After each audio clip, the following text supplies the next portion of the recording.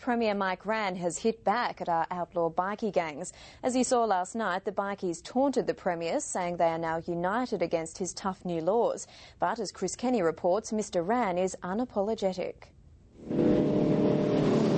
Half the time they're trying to kill each other. Half the time they're fighting each other for space to sell drugs to our kids. The fact that bikie leaders condemn me makes me feel good about myself and makes me more and more determined to keep going with what we're doing.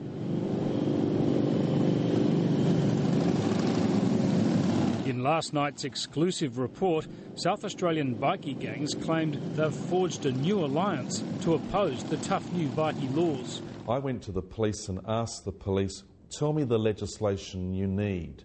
And that's exactly what we've put through the Parliament, and that's exactly what's now in place. And we're waiting for it.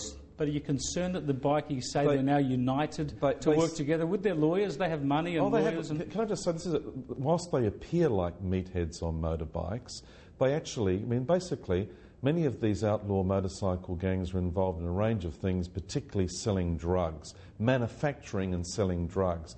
We've been coming after them more than any other government in the world. And can I just say, we've just had the release of the Avatar figures. 408 firearms taken away from them, thousands and thousands of drugs confiscated.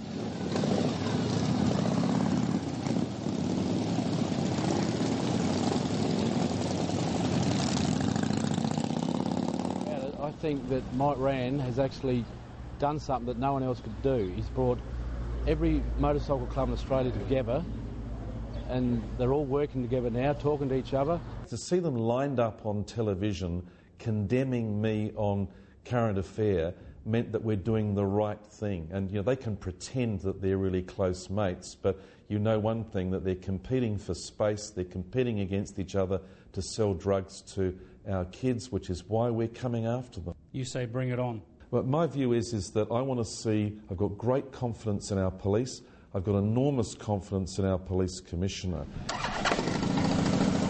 The Premier says even before our first gang has been declared illegal, other states and even New Zealand are already looking to copy our laws.